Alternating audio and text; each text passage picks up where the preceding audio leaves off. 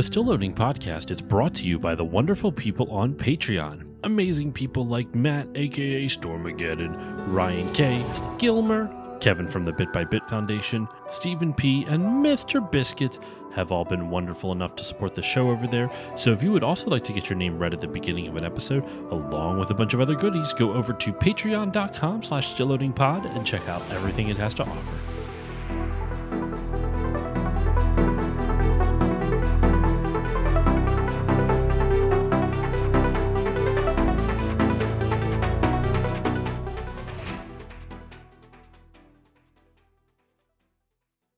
On this episode of Still Loading, I know him as Sonic Mega, but you may know him as Sean Chiplock.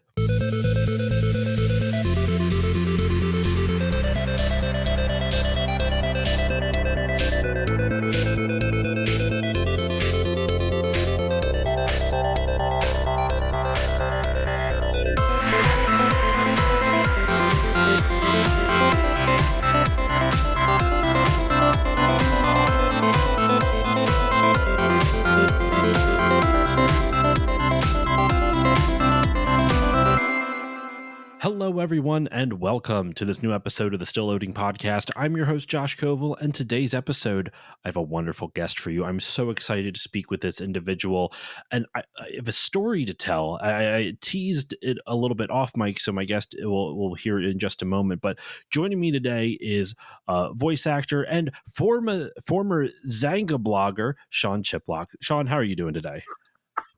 You're aging me 20 years by mentioning a single website. People are going to be like, Xanga? What was that, a Facebook game? Like, was that the final boss of Mario Odyssey or something? Like, that sounds like a Splatoon character. You know, right? Man, for those listening in, like Xanga, as you heard, Xanga was what MySpace was, but for like the outcasts of the world.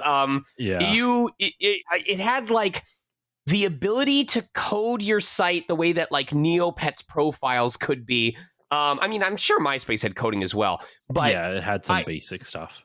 I remembered it for three things in particular. I remembered it for being basically a blog site for all sorts of anime nerds who wanted to decorate their pages with their favorite franchises.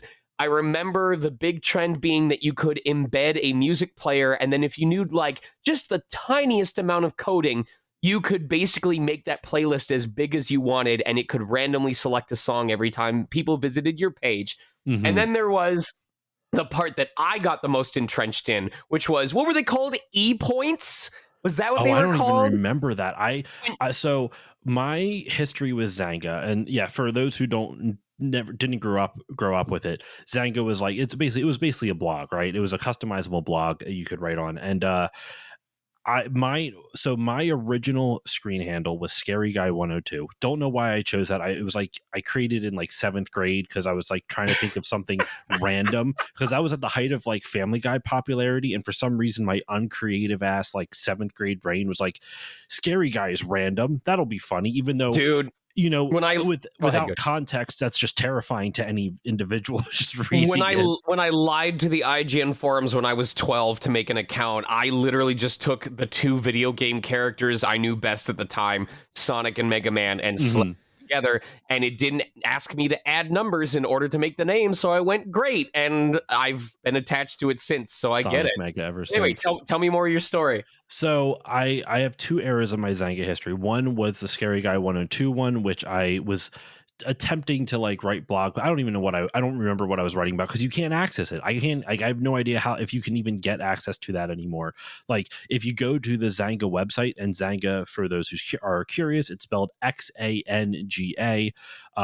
There's been a web page up that hasn't been updated since 2013 about Xanga 2.0 coming, and it's still up there. It's still saying 2.0 is coming. Someone's still paying the hosting fee, but it's still not here. So there you go. Okay, but if there's something I historically am good about, like when I stream, let me put it this way. Are you familiar with an old game called Eternal Sonata?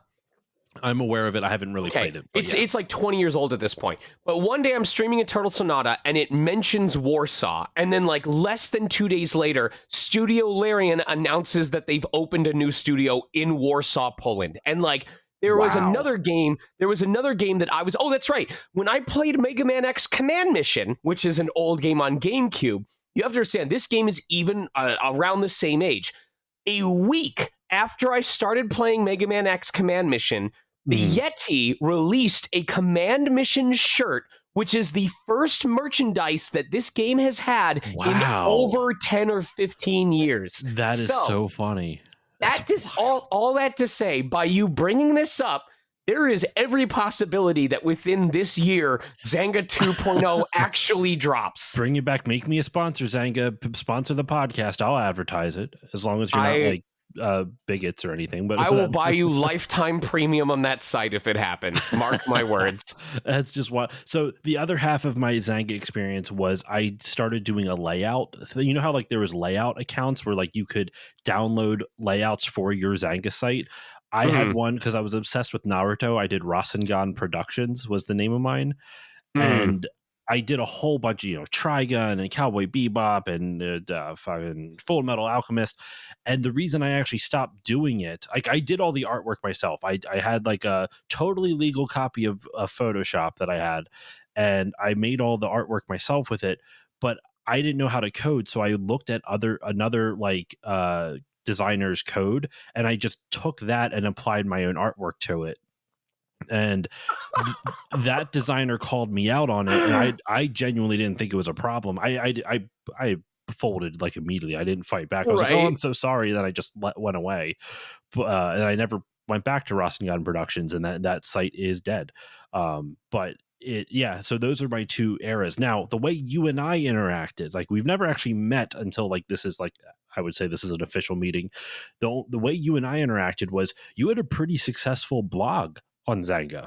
Like, Which I will detail once you're done, but go ahead. and there was a time when you had posted out to the community. I don't even remember how I found your blog, but I just remember I found it, and you posted out to the community that you were looking for two different songs, and I don't remember what the reason was for, but you're looking for like MP3s of two different songs. I don't remember one of them, but the one that I found you was the Riddle by Gigi Oh yeah. D'Agostino. Da da da da da Mm, da da da da exactly. da da Yes. da. I only know it because last year I went, what was that one song that went like that? I had to go down the hunt again. Well, that's what it was. And in return for that, you featured my blog for like a month or something like that on like your Yeah, yeah, yeah. advertising banner or whatever. I'm gonna laugh if the second song is what I think it is. Go ahead. I don't remember what the second song is, so that's the problem. Like I I'm gonna genuinely don't remember what the other one I'm is. gonna offer you a guess because this is the one song that I have never forgotten about because of Xanga, and I just posted it in the live chat. It was called Hikari by the band Seven, and I remembered it because there was this other person's site that I would visit all the time, and they only ever had that song, but I loved it so much that I would visit this person's page just to listen to it, and I would start Wow. the ba da da da da da Oh da my da da da. Yeah, like that was like the core Zanga memory for me was going to that page and hearing that song because I never heard it anywhere else, only on I that one And page. I totally forgot, like, so on Xanga, you remember how, like, if you wanted a music player, you could get the code for a music player, but you would have to find links Yep, to the song being yep. hosted online. And if the song got taken down from that link, you would have to then go into the code and find a new link for You'd the have to song. replace it. Yep, and I Yeah, think my music player was something like 586 songs big it at was one point.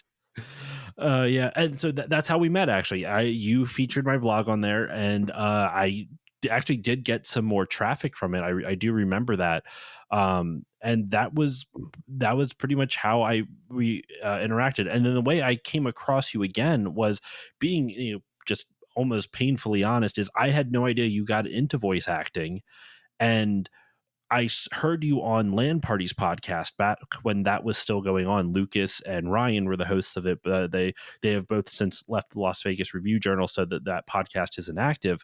But Mhm. when I saw that, I saw that the episode with you went up, and I'm like, Sean Chiplock, I know that name. Why do I know that name? And then he tagged you on Twitter back when Twitter was actually okay, and it was Sonic Mega. I went, holy shit, I know him. and a flood of memories came back. And that is how, and I was like, man, I should get him on the show at some point, because I've been doing the podcast I've been doing this show for over a decade. And so when I saw that, I was like, I'll get him on the show at some point. And then it took like a year and a half for me to finally reach out, but here we are. Yeah, I mean, well, first of all, thank you for making all the effort to track me down after this time. And I mean, what can I say about Xanga? Like, I definitely have not blogged the way that I did on Xanga anywhere else, Yeah. but I feel like my time on that site really helped me explore a lot of things. Like, there was just the writing aspect. I really enjoyed intersecting, because I don't know how much you remember of like using the site, and especially of my own page, but I really enjoyed kind of intersecting my paragraphs of writing with it was often screenshots of Edward Elric from Full Metal Alchemist back in the time, and I would try to find a screenshot that applied to the tone of what I had just written. And I don't know if that was because of my inspiration from manga or something like that, but it was a really nice way to like not only keep myself my own journal, but also to just kind of like share my thoughts. And I remember I ended up, if I don't know if you ever paid attention to like the daily like highest ranking blogs or something like that. I think I did for a little bit, but mine was always so low. Also, I've never been the best writer, and Right. if you go back to some of my oldest, I mean, not that you can see it, some of the oldest blogs that I wrote, I even remember my one friend John was pissed off at me because I never used punctuation because I was too lazy. Right. And now as an adult, I can't even imagine that. But I remember my rationale at that age. I was like, well, I know what I'm saying. I'm like, yeah, but no one else. He's like, no one else does. No one knows when your sentences end and when they begin. I'm like, that's a good point. I'm like, it's not for school. Why does anyone care? Right. Punctuation, kids, stay in school. Anyway, continue, Sean. I mean, I'm just, this is all flooding back, so I'm trying to figure out at the same time. Well, the reason, that's what I said I was going to mention before, was there were two distinct phases of my Xanga life. I think they actually ran concurrently. One was obviously the blog aspect, where I like integrated with other people and shared stories, and we visit each other's pages. And then there's what I call the attention whore phase. And that was because I learned about e-points. And for those of you listening in, Xanga had this system called e-points, which was if you commented on someone's blog post, I think it like automatically gave them 2 e-points unless you chose to give them less. I think there were certain other things that I think liking gave it 1 e-point, sharing it gave it an e-point or something like that, whatever. But every day, every 24 hours, a collection of the 20 or 25 blog posts with the highest amount of e-points would be assigned to the daily top 20 or top 25. And there was this, I don't know if you remember this username, the Philosopher's Cafe. I feel like I do remember it, but I didn't really. I remember so little. I have one other story about the Xanga that I cannot share on the podcast. I can tell you off mic. Okay. But like other than probably have our one I can interaction. tell you. Yeah. Yeah, So when I discovered, because that account, the Philosopher's Cafe, was always at the top, like always. And I remember I would check out, like, why are they always getting so many e-points? Like, what's happening? Why are they so popular? And I saw how many people would comment, and I saw their writing style, and I was like, I want this for myself. So I'm gonna admit, because you have to remember the age I was back then. Like, this was peak cringe behavior. But I would comment on people's posts, and I would genuinely reply. I wasn't just spamming, but I would reply to people's posts and then say, hey, if you enjoyed this, would you also consider coming back to my site and commenting on my post? It's like the OG follow for follow. Yes, it was. And it would lead to this. I mean, I don't know if this guy ever cared, but like it would lead to this thing where pretty consistently, once I had a real network going, the second place blog would be the Philosopher's Cafe, which was this guy writing very introspective entries on like the state of the world and things that he had read, and asking questions of his audience and inviting discussion. And then in first place would be some dude's page with 586 anime songs and a bunch of Full Metal Alchemist screenshots talking about how much his school assignment pissed him off. And That that was, go ahead. if that I was just gonna say, if that doesn't show the dichotomy of the modern internet in that old age, you have thoughtful analysis and fuck the world. Right, right. Welcome to the internet. Have a look around. This man is drinking coffee while this kid is posting clowns. You know, like. Oh my god.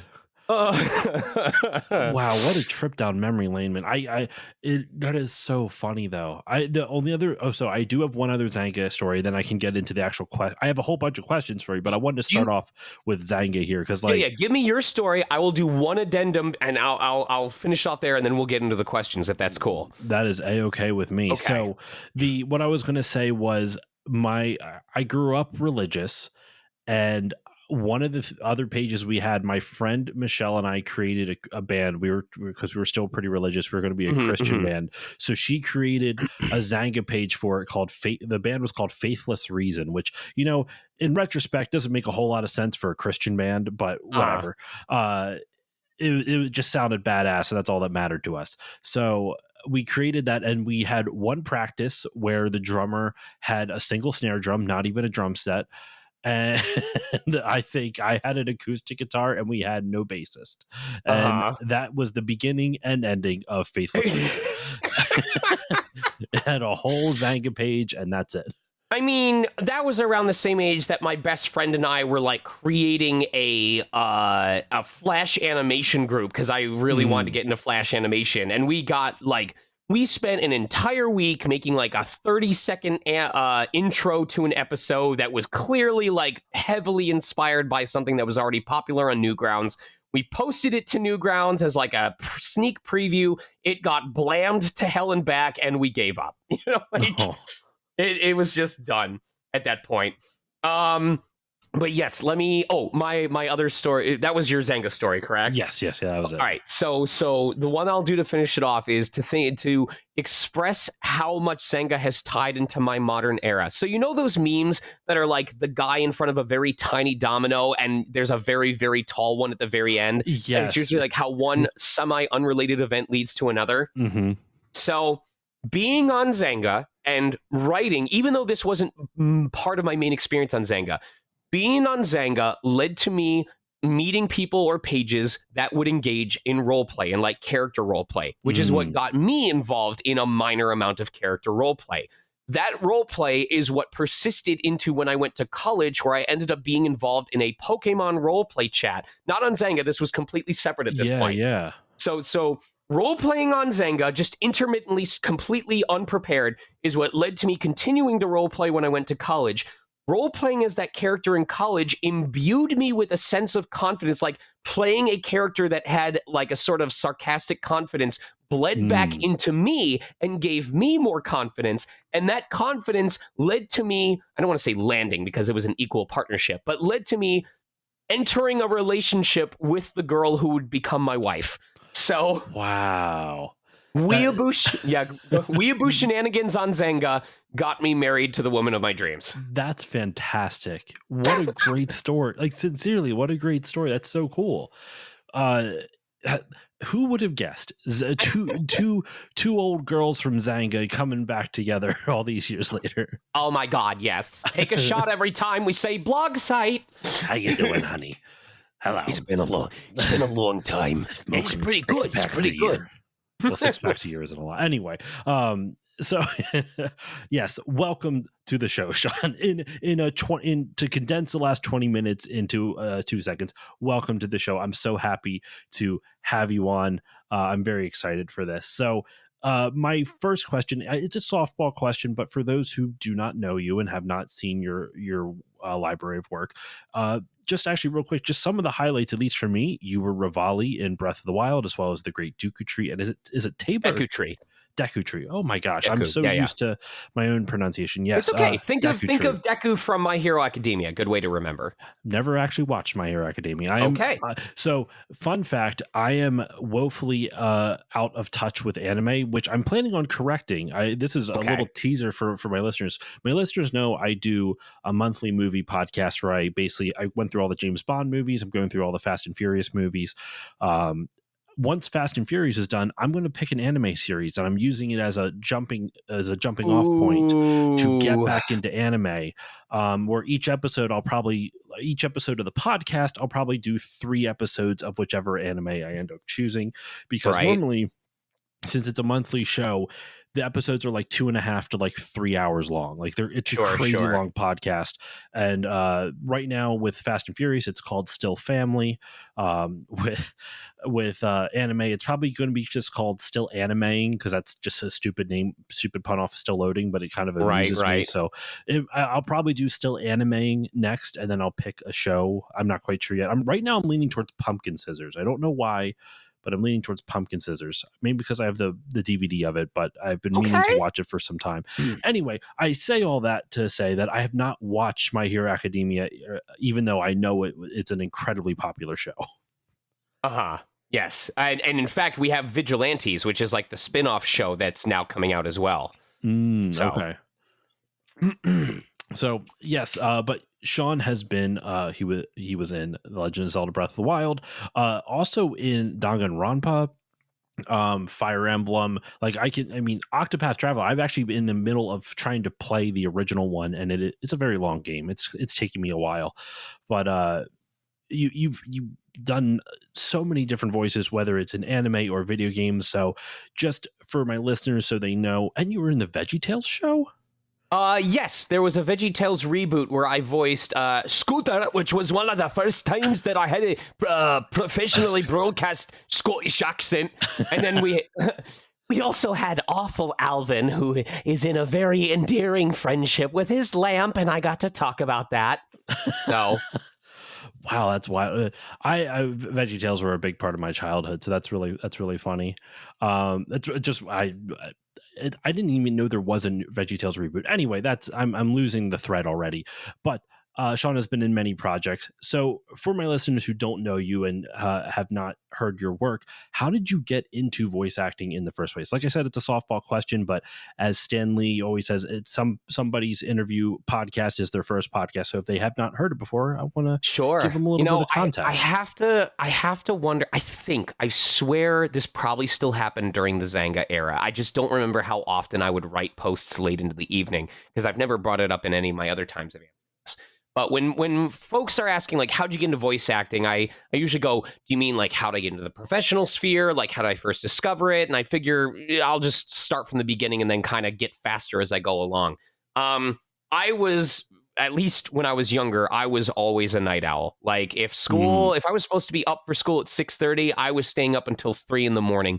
consistently, whether that was because of boredom, whether because I was putting off homework. I don't know. Probably because I wanted to stay up and watch Toonami. And so I was regularly, I would be in my bedroom and I'd be facing my computer, and then behind me on the back wall would be the TV with Toonami playing the entire time.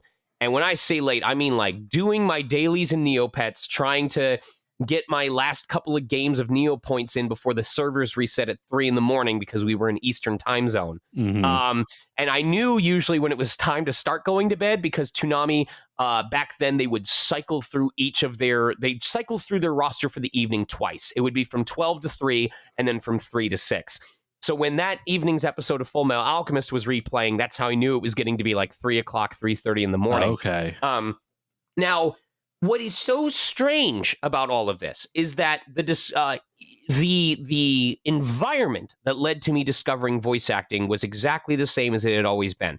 Me staying up super late, doing either Maple Story or Neopets, Toonami on in the background. But what led to me discovering voice acting was this completely innocuous one-time change from the routine. One time. And it was, if you watched Toonami way back when, do you remember when Toonami was doing like, they would have different animators or people do like spots or commercials for Adult Swim, or especially their website. Do you remember one that had like this neon pastel aesthetic, and it was these very basically drawn blobby characters with high-pitched voices going, AdultSwim.com. You should check it out. It's got games and movies. AdultSwim.com. Do you remember that at all? So your performance actually is like jostling some memories, but I can't remember the artwork, the art style you described. But I vaguely remember something like that. Yeah. Right. So that commercial series pissed me off because it was way too bright for that time of evening, and it was like some of those radio stations that only know how to play the same top 5 songs every hour were like 3 times every half hour. I hear this guy advertising for AdultSwim.com. And eventually it annoyed me so much that I did what most people who want something to stop would do, and I listened, and I went to AdultSwim.com. So for like an hour or so, I was browsing around. I was checking out games. Like I remember when they had that Infinite Runner, the unicorn one that had the Oh my gosh, yeah, yeah. yeah. I forget. I forget what it was actually called. You know. Yeah, Let me look up unicorn. I'm doing this live. Unicorn game. Always, I want to be with you. It was called Robot Unicorn Attack. that's what it was. Holy shit, that's a memory. There you go. It was the song for the Robot Unicorn Attack game. Anyway, so I'm browsing that. I get bored of it. I start browsing around again, and it goes, oh, here's a sneak preview of an upcoming episode of the anime Trinity Blood. Do you remember that? I do remember Trinity Blood. Yes, I actually had the full. I used to collect a whole bunch of anime, but when my wife and I bought our house, I had to sell pretty much all of it. Right. So, and then I ended up donating the rest because I couldn't find a place to sell it. So, Trinity Blood, unfortunately, I owned the full series. I watched the full series. I no longer own the full series. So I'm sorry for your loss, but I hope what you gained was more worth it. I'm going to assume I that's still the have case. my game collection, so that's all that matters. Right. So cat's pushing my camera down. Easy, bud. He loves when I stream because he gets to look at his dad lovingly, and he gets scritchos, and he falls asleep in front of the computer fan. Unfortunately, I don't have video up. Otherwise, the listeners would be able to see it. But you know what, listeners, you're just going to have to suffer in I was going to say silence, but it's not silence. Suffer in non-visuals. I would try and get him to meow in the microphone, but he is the chillest boy ever. He is a spoiled brat. Anyway, so lost my train of thought. Oh, right. So I'm like, oh, okay. Well, I know I've been watching that show, so I guess let me see a sneak preview. This is how I'm going to show my age. You know how back when they had the MTV Behind the Music Video series, what would happen is it would show a music video, but then it would have like little factoid bubbles pop up throughout the music video being like, you know, this song was originally drafted in 1998, but the lyrics weren't finalized until 2002 or something like that. You know what I mean? Yeah. So this sneak preview had that sort of thing where it had speech or little bonus info bubbles that would pop up. And one of them that shows up says, click here to see this moment of the clip being dubbed live in the studio. Kiba, I need you to not ruin my stuff. If you jostle stuff, I'm going to kick you out. He's like laying on the laptop, and I'm scared he's going to push a button that ends the call. Anyway, this is how he knows he's going to get pets, because that's how he won't move. Anyway, so I click on the little factoid. It says, click this to see this part of the scene being recorded live. And I went, oh, okay, sure. And I click it, and it brings up this little mini video, and it's a 2-camera setup. And this is Troy Baker in the studio recording for anime. This is Troy Baker on the left. It's a camera pointing down from the upper corner of the studio. Okay. And the second camera is pointed at the screen, showing the clip that he is dubbing, or it was just a feed of the scene from the anime. And it shows, you know, the director like gives him some quick direction on what he needs to do. And I hear the telltale 3 beeps that happens before you're supposed to dub, which is the pop, pop, pop. And on that imaginary 4th beep is when you're supposed to start talking. And Troy Baker starts talking. Now, I wouldn't say he was using his normal voice. He was definitely, you know, putting on a bit of royalty flair or something like that. But he wasn't doing like a monstrous voice. It was clear that they weren't putting a filter on. But this was the first time that I was watching a character's mouth flaps move at the exact same time that I was watching a human being speaking into a microphone. And I'm gonna pace back for a moment, and this will make sense for when I go back into the present. My brother and I, at our younger ages, would play Nintendo 64 games and effectively do live dubbing, live voiceover. And then I would watch the cartoons and play games that had voice acting afterwards and be like, that's just a thing that was generated. That's just something they created. There's not a human being doing that. So sitting there in that moment, seeing Troy Baker speaking at the same time this character's lips were moving is it's what ignited it. It's what made me have this light bulb moment of going, wait a second. The anime that I watch, the games that I play, all of these things that I've heard these performances in, these are people like me in a booth doing this. And this isn't him talking normally and them putting a crazy filter on it to make him sound like the character. He's just playing as the character. And the only way I can describe the feeling I had in that moment was I still don't know what the hell any of this is, but I know that I want to be a part of it. And what was significant about that was because at this point in high school, I was doing well in my classes. I want to say I was a straight B to A minus student with B to A. Like, I didn't do worse than a B minus unless I was really having a tough time. But I was a straight B or higher student. But there was nothing in any of my classes that I felt personally driven to start focusing on in advance of a college career. Like, I didn't want to do math for 4 years. I didn't want to do science for 4 years. I was doing really well in language arts, especially when it came to like symbolisms and writing essays and writing synopses of stuff. Thank you, Xanga. But I didn't want to do that for 4 more years. Yeah. So discovering voiceover, this was the first thing that I did not feel compelled by an outside third party to care about versus my own personal interest going, I want to be involved in this. And that's really what set me down that path was like, I was like, okay, what are the first steps? Like, I don't even remember what my first steps were. I think I probably posted on newgrounds.com. In fact, I love looking this up. I found My Life's Calling, Sonic Mega Newgrounds. And if I have this right, yes, I did. It's the first result on Google. Wow. I've told this story so many. Oh, I didn't even get around to telling you. While you were talking to me about Xanga earlier and you gave me that site, I attempted to log in and I nailed it on the first login attempt. Wait, were you able to access your Xanga? Yeah, not my Xanga, but I accessed my archives. I just downloaded a 3 megabyte zip file of like some of the final posts I made on Xanga. Oh my god, I don't even remember my password, so I can't even guess it. I have no idea what it would be. Thank God I don't use that password anywhere else. But I was like, what was the simplest password that I would have used back then? Would it have been this? Yep, there we go. Anyway, so I posted on Newgrounds and I was like, I found My Life's Calling. I think based on what information I gleaned from people responding, that was 2007. That was almost 20 years ago. Dude, I graduated high school in 07. I feel you. Xanga was a lifetime ago. And I bought a really, really cheap microphone and I found a voice acting community, the Voice Acting Club, which actually is still active to this day. And now many of the people like myself who are aspiring voice actors are the people moderating and adminning the site, like to this day. Oh, that's so cool. And I just jumped into it. Like, I wanted to be involved in any way. I was looking on voice acting forums for independent calls for audio. I was looking on the Newgrounds audio forums for people who needed voices for their Flash projects. When I finished with high school and I went to college, the college that I went to, I picked because of a scholarship that made it way more affordable, but I still tried to find ways to be involved in voice acting, even if that school didn't offer like a voice acting academia track, you know? I was doing audio production classes. I was doing student health theater productions. I was continuing my freelance career in all throughout college. And then as soon, I'll gloss over this because it's a whole story in and of itself.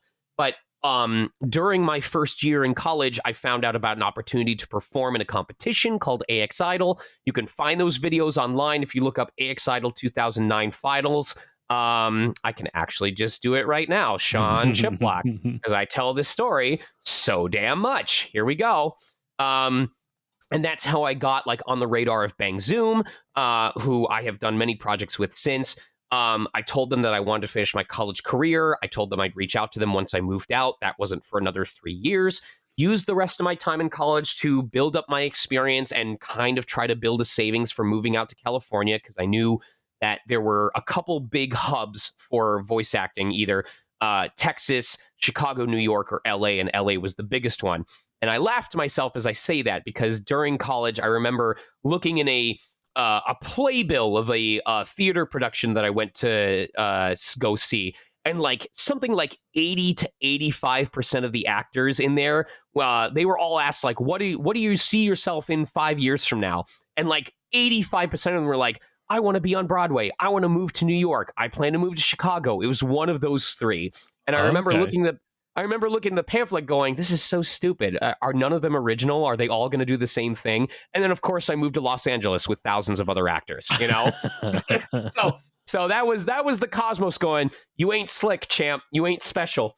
But I focused on that all throughout college. And then literally like 2 months after I graduated, with some help from a colleague who helped me get a initial job that I could use to build up my savings, I moved straight out to California, and I coupled a graveyard shift job with auditioning during the daytime and building up my reputation. And the rest, honestly, can just be summarized as a going on, when did I move out? 2012, a 12 to 13 year gradual, consistent, focused grind of doing the best work I can, building relationships, and staying on top of industry trends as best I can. hmm just working as hard. I mean, it's hard work to do to act, like just so many, like, I mean, I'm not an actor. My brother is an actor though, and I see the struggle he goes through just auditioning all the time, and just I can imagine how hard it was to get that step in. And I would even imagine it's still challenging now. I'm assuming you still have to go out for auditions all the time. Not saying that you're not Uh, talented enough, but like, I'm assuming oh, there's oh, still lots of work yes. to do. I am grateful to say that there are some lowercase some cases where if clients know me well enough and they trust me, they may go, hey, we already pitched to the client to just use you because we know that you can cover this range of characters, you can cover this role really well. hmm But the vast majority of projects I am auditioning every single day, every single week. Like as I speak, like earlier this week, I think I rolled through about 6 or 7 auditions on Monday. Yes. Wow. Yeah. And then I've got about 2 or 3 sitting in my inbox tonight. Thankfully, they're not due until next week, but I expect there's going to be another 2 to 5 added on Friday when clients send out their weekend auditions due back by Monday, as they often do. hmm Um, hmm and I'm not surprised because, like, if we use Rivali as an example, no client is going to send out an audition and go, just do your Rivali voice. Do exactly what you Yeah. did for this other company on their independent project. We're not looking for anything special. They will often provide references like, this character has a Tony Stark vibe. This character might make you think of Ryan Reynolds, or this character has the manic energy of Invader Zim or something like that. They're Okay. not asking you to just copy that performance. They're saying this character is a good ballpark to help you understand how we view our unique scenario.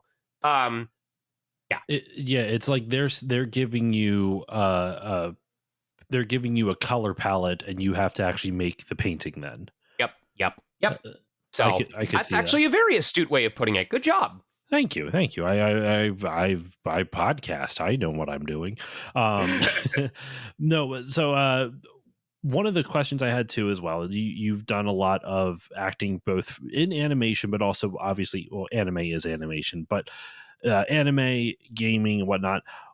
Do you have a preference between the two, and what unique challenges, or if you don't want to answer that, because maybe that'll put you in hot water with anybody, but what unique challenges does each one bring? You said unique challenges between which two or more? Anime and video games, I should say. Sure. I mean, I that is the two that I will answer to because that is primarily where most of my career has leaned into. I'm just using an aside to say that there's also commercial, there's children's animation, there's audiobooks, there's movie trailer, and I would imagine the performance style and demands of each would also be different.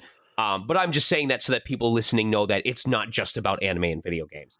But in regards to anime and video games, if I had a gun to my head to make me pick a preference, I am a very visual learner. I am someone who falls asleep when trying to read regular books, but is able to stay awake when reading manga.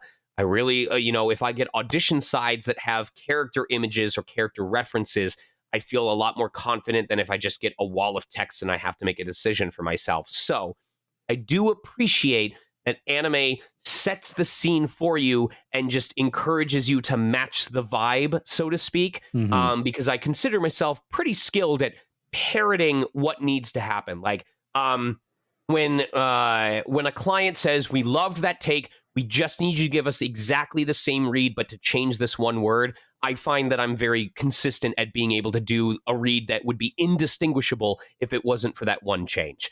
Um, Mm. However, as you might imagine, anime can also be very limiting, where because if the character's on screen, if their lip flaps are moving, you need to be talking, and if their lip flaps are not moving, you need to not be talking. The Great Deku Tree is a good example of this, where the translators and the editors and the localizers did their best work in getting the same message across.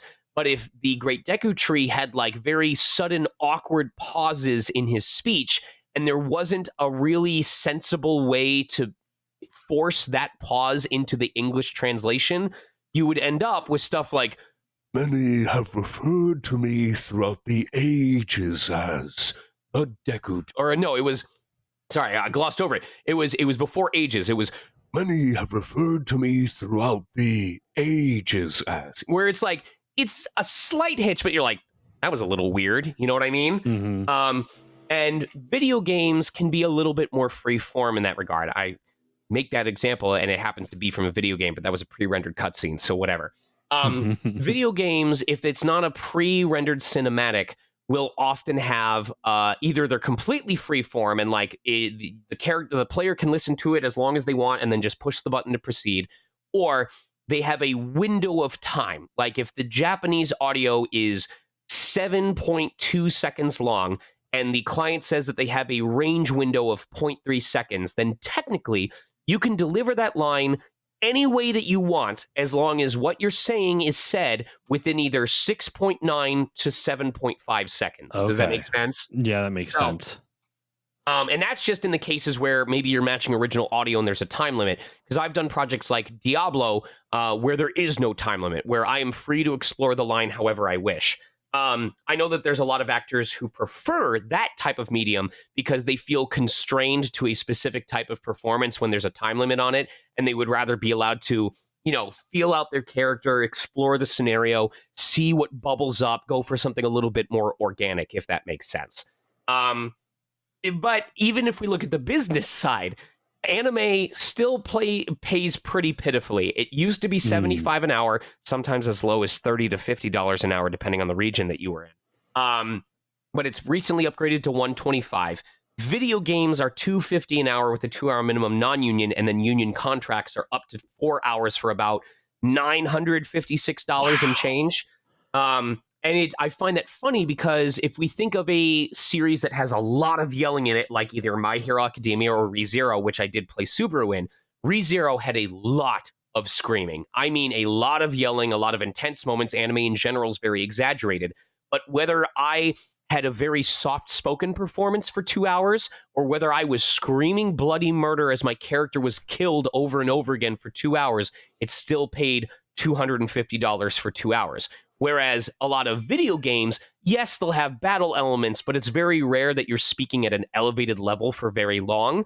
So there are plenty of sessions where I would be saying lines at this volume. I would not be, or it'd be even more calm than that, where I'm just kind of talking like this for about 4 hours, and I'd make $1,000 just speaking at a conversational volume. Wow. So not to say that I prefer video games in that way more because of the money, but when there are cases where maybe you're called in for a session and they literally only have 30 minutes of work for you, but you're still getting paid the minimum rate, it's nice sometimes to have that little extra buffer for when your car inevitably falls apart on you again.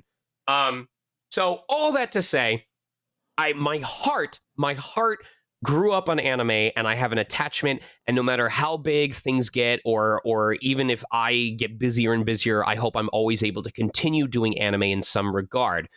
But I am also a gamer, and I game way more often than I watch anime, and streams are way more often about playing games than watching anime. And so I appreciate that the games have a more widespread audience and give me more chances to share my passion with other people.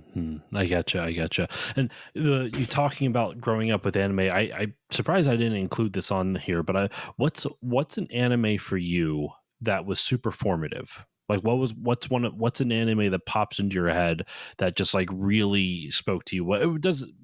It could be at any age, but just, what's one that just kind of pops into your head? Probably one of the ones that actually impacted me the most. I actually have not seen more than 3 or 4 episodes, but are you familiar with Anohana, the flowers we saw that day? No, actually, no. Okay. To give you a brief synopsis, an accident that happened among a group of friends led to one of the girls in the group dying, and her spirit has not left that realm yet. But because Mm. of the accident traumatizing everybody, they basically have gone their separate ways and don't interact with each other anymore, and that breaks the dead girl's heart. So she is trying to get them all to go back together Oh my before the next gosh. fireworks festival, because the fireworks festival as a spiritual element will force her spirit to cross over to the other world. So Oh her like man. last wish is for her friends to get back together even in her absence before it's too late. And I was in charge of QA testing that anime for DVD release. And when I went on my lunch break, my wife comes to meet me outside of the building. And I kid you not, Josh, I am crying Yeah. so hard that she thought I had been fired. She thought I had Oh been no. fired from my Oh job. no. And because she's like, because why else would I be sobbing when coming out in the middle of the day Because earlier than art's beautiful. expected? You don't understand. Well, my job was to check for stuff like typos, for ghosting, for like, Yeah. weird colors on the DVD. Do you understand how hard it is to tell whether that's an actual error on the DVD or if it's your tears refracting light as you're looking at the screen?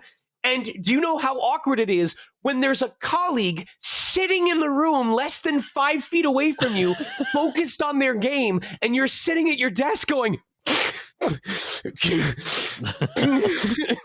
I was legit crying, and they were not even paying attention. It was the funniest damn thing. So that was a formative anime that I haven't even seen all of, and I don't know if I can go back to it. Um, but I think both versions of Full Metal Alchemist are important for their own reasons. I think Brotherhood is a great story about like the impact of war and how it affects entire groups and societies. And I mean, it's very much also like a story about discrimination between races and different people. I, But the original Full hmm. Metal Alchemist, when they had to create their own story, is a really good coming of age story about Edward Elric being forced to reach adulthood before he's ready. Um, I want to get your opinion on something in FMA related. okay, And I have not seen Brotherhood all the way through. I watched the entirety of the original one, right? Like, so okay. long story short, the reason why my anime points of reference are a little bit lacking is because I got out of anime, I want to say around like 2011, 2012. Not for any Uh-huh. particular reason. I wasn't slighted by an anime. It just, Oh, it, probably the same as me. Like as soon as I started really crunching on VO, anime just fell off for me well, entirely. for me, in all honesty, like I think I outgrew the anime convention fan base. It just like the over I never want, like, I don't want people to change. This is not me criticizing anyone's behavior at conventions, but like the over excitement of, like, I know it's not a thing anymore, but glomping and shit like that. It just, for some reason, it just always kind of it never made me upset there, but it just kind of felt like grating to me, almost like nails on a chalkboard Josh, as we're like gonna a turn out to be long lost brothers at this point, and this will make sense in a second. But if you're comfortable sharing on the podcast, where are you based right now? I'm in Pennsylvania. I'm near in the Philly Pennsylvania. area, Philly region. Uh, you you after this episode, if you hate it, if you genuinely end up hating it, I will pay back your registration. Go register for Anthrocon. Okay. I will. I'll take a look into it. But so like that like just to be clear, anybody who still loves anime conventions, this isn't even a knock on anime convention culture or Right. anything like that. It's just something where it was no longer my No, cup of tea. no. Sorry. That's what I was getting at. So I didn't clarify. Anthrocon is a furry convention, and the reason why I bring that up is because I feel exactly the same way that you do. For me, it was more of a corporate leaning because I used to go to Anime Expo year after year after year, especially after I won AX Oh, Idol, because it that's became in New very Jersey, personal to right? me. That was in California, in No, Los sorry, I'm Angeles. thinking of Oh, a different one. Sorry, we continue. yes. So, but I noticed that as the medium continued growing, meanwhile, the social side, as you said, you had a lot of teenagers, you had a lot of people who, were, I don't want to call them rambunctious, but they were high energy without necessarily having the self maturity to look after themselves and not put themselves into dangerous situations. But then also it was getting more and more corporate where the exhibit hall was just you being advertised to. It was all of Mm, these companies and groups and resellers and merchandisers just advertising to you nonstop for 3, 4, 5 days in a row. And that mix of all of the pressure from companies with all of the pressure from these younger demographics that were just, running from place to place and having really loud parties and stuff like that, it got overwhelming. And so I find it so funny that you bring that up because I found that as I started going to furry conventions more often, that is what had the slightly older base of creatives who were there to share a passion not to be sold to. And I don't know mm. what part of this answer is me just answering your question and what part of me is me trying to convert you to a different fandom. But I guess when you brought up how you were exhausted with the anime scene, I felt compelled to say, I want to know if you would end up enjoying yourself at a furry convention because I found that all of the energy I wasn't getting from anime conventions, I was getting from these. The dopamine, seeing people in adorable or really well-made cosplay, the higher overall maturity level, the special events going on. Like I just came back from one called Las Vegas Fur Con in Nevada.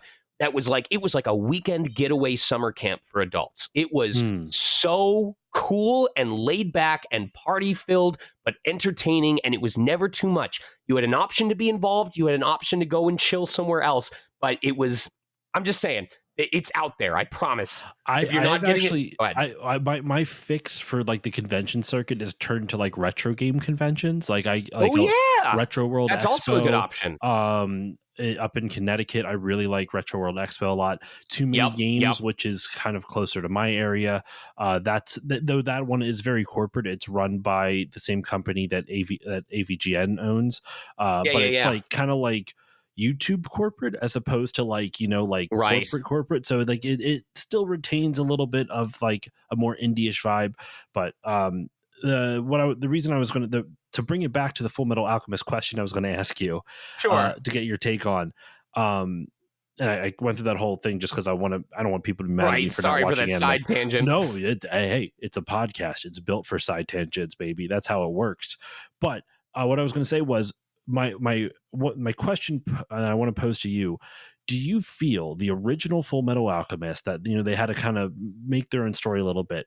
I almost when I what I have seen in Brotherhood, I watched about half of it, I would say. I felt like what Brotherhood was lacking compared to the original was that the original had character development, and the Yeah. second and Brotherhood goes into it expects you to know the characters prior to watching. Which, not saying that's necessarily a bad thing, but I do think it's actually better to watch the original first, not because of any story crossover or whatnot, but it does a better job of character development than Brotherhood does. Yeah, no. Brotherhood has a wider cast of characters, and so naturally you're going to have less chance for each of them to be fleshed out. Whereas the original, they didn't. Once they caught up to the manga, they were flying blind. They did not have a reference point or even a recommendation from the author on where to go. So what do? You focus on the characters you've already established, and you explore. Well, how does the developing plot affect these characters further? How do they respond? What are their independent goals? And so you get a lot deeper lore about the primary characters in the original than you do in Brotherhood. My wife felt the same way about that when they watched the two series. So you're hitting on a lot of points that I share with you. I'm glad I'm not alone in this. I know that is a potential hot take because every time every anime fan I ever talk to, when you bring up Brotherhood or the original, they're like salivating at Brotherhood, and the No, original is like, oh, it's good, but it's not Brotherhood, and they get like no. really like I no, think I it's think crazy. it the original had to do some bold choices, especially with because it had to tie into the movie Conqueror of Shambhala that was coming out. Hmm. So of course they had to do that link to real world World War II Germany.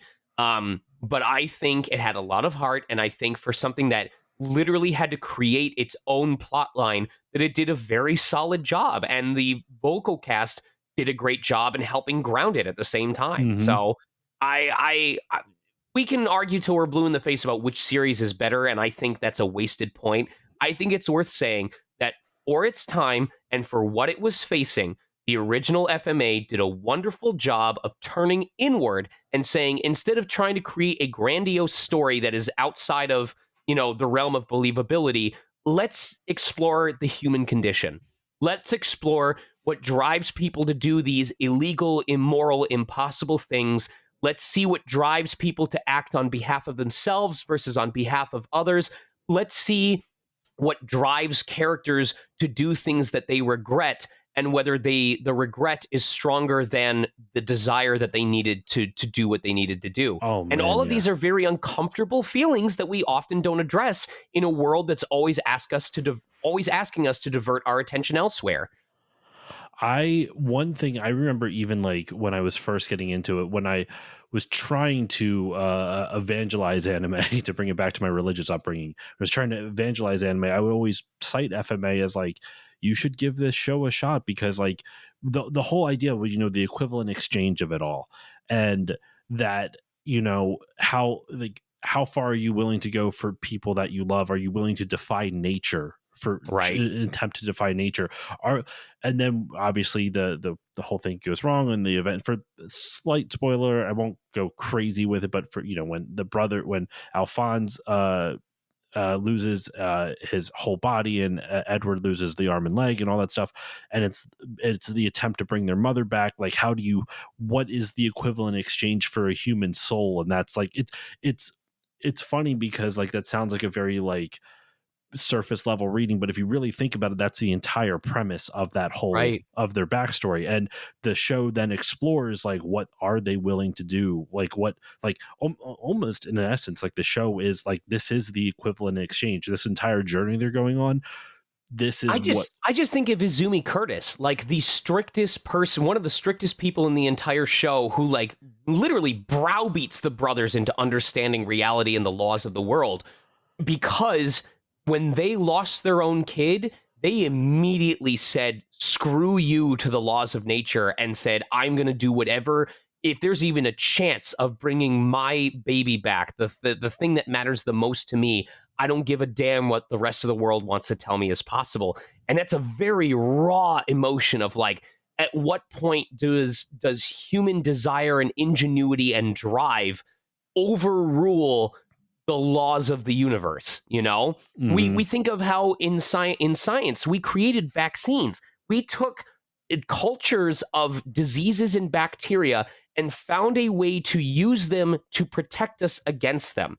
And I think that's the craziest thing. There are diseases, at least before people decided not to follow basic hygiene. What science? Right. There are diseases that we had all but completely eradicated because our own progression of science allowed us to effectively defeat it. And I don't think that's something that would have existed in nature otherwise. That is human progression, human intelligence that created that. Yeah, that defied the.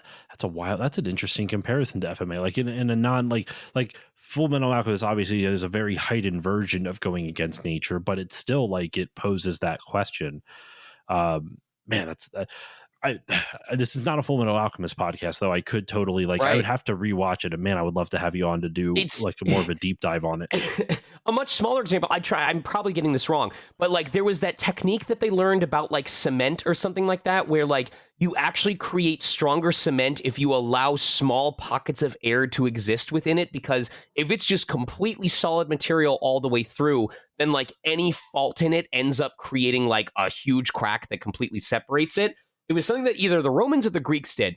But by it was either mixing in water or mixing in some other material. But by making the cement flawed, they actually made it even stronger than pure cement, because those imperfections allowed for wiggle room so that the elements would not automatically destroy it. And that's, Wow. I know, I I'm, know. I'm learning. You're learning history on this episode, folks. So, No, that's awesome. All right, I want to move on, like a hard pivot, not in terms of topics, but just to move on to the next question. okay. Because we're not close on time, but I want to make sure I am. We're getting. If I I've end up going a little over because of my length of answers, I will give you no, that. An extra time. So I was looking at some of your previous interviews. You did an interview with the Switch Effect last year, and you mentioned in the interview, just this is kind of bringing you back to your voice acting. When you first started out, you sought to have Kerry Walgren's range, Liam O'Brien's intensity, and Steve Bloom's humility. And I quote, and I felt like if I could combine all these at once, I could become an exemplary model of a voice actor. So my question that I'm throwing to you is, A, does this still stand true today? Is this still something you are seeking, like trying to, or is sought after for you? Or have your goals as a voice actor changed at all? Well, if I were to say it's the same, it would primarily be because I am lazy and selfish and I haven't put in the effort to like discover newer Hey, you're speaking actors my or other language. I like actors that I this. can imbue in. There are other people that I have found since then. Like, for example, I envy my colleague Austin Lee Matthews is so incredibly good at doing grounded natural reads. Like there's a Mm, project called Chocobo Mystery Dungeon Everybody. And when I listened to his performance as Sid in that game versus my very bombastic performance as Mayor Gale, I felt a little embarrassed. Like it felt like here was an actual actor, performing as his character versus me performing a caricature. I hope the client doesn't feel that way because I'm still proud of what I did. But it was just a reality check of, oh, this is what's possible when you do the whole less is more sort of thing. Helen Goff, if you're familiar with him, he is incredibly talented at creating creature voices. He's got a little bit of a cheat sheet because I think he says he's got like an extra flap in his throat that he's able to manipulate to oh, create those voices. But okay. that's not to say that's the only reason he can. He has obviously practiced with it. He's explored his range. Like just listen to this man as like fiddlesticks sometime. And you will understand how good he is at doing these monstrous gravelly voices. You also hear him in Five Nights at Freddy's as various characters. Mm, So in regards to are the role models the same? I don't think the role models matter at this point in time. And I don't mean that as in terms of, oh, they're not important people. yeah, yeah, But I, yeah. I don't think it matters who that I look at as a role model. I think what matters are the qualities that I exhibit. And in fact, I think I'm getting into the proper answer of this because I've since created a panel called Hire Me. And it's literally the words, each of the letters of the word hire me. I think the term is it acrostic? Is when every letter is its own word. That would make sense because you're creating an acronym, so acrostic would be. Okay. It's So that we're going to make an educated guess and say that's correct. it creates an acrostic where each letter of hire me is representative of a quality that I feel successful people in general exhibit. Not just voice actors. It started as a voice acting panel, and then I realized, wait, this could apply to anything.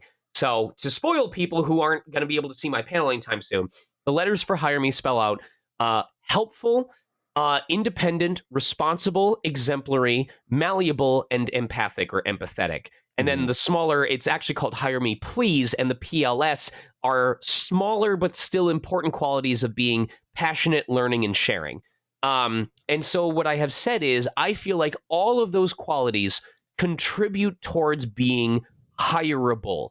Um, if you are helpful, people remember that you helped them and they feel, I don't want to say indebted, but they're like, I want to support this person because they supported me. If you're independent and people don't feel like they have to constantly check in on you, then they are comfortable with giving you tasks because they know that they can divert their energy elsewhere. If you are malleable, it means you can adapt to direction, that you're not stuck in one way of doing things. If you are exemplary, if we think of like D. Bradley Baker, it means you are so strong in your strengths that when folks don't want to have to worry about revisions or when they just want an easy experience, you want them to default to you because you're going to come in, get the work done, and everyone's going to have a good time. Mhm. Not to toot my own horn for a bit, but I want to because I actually had this said to me.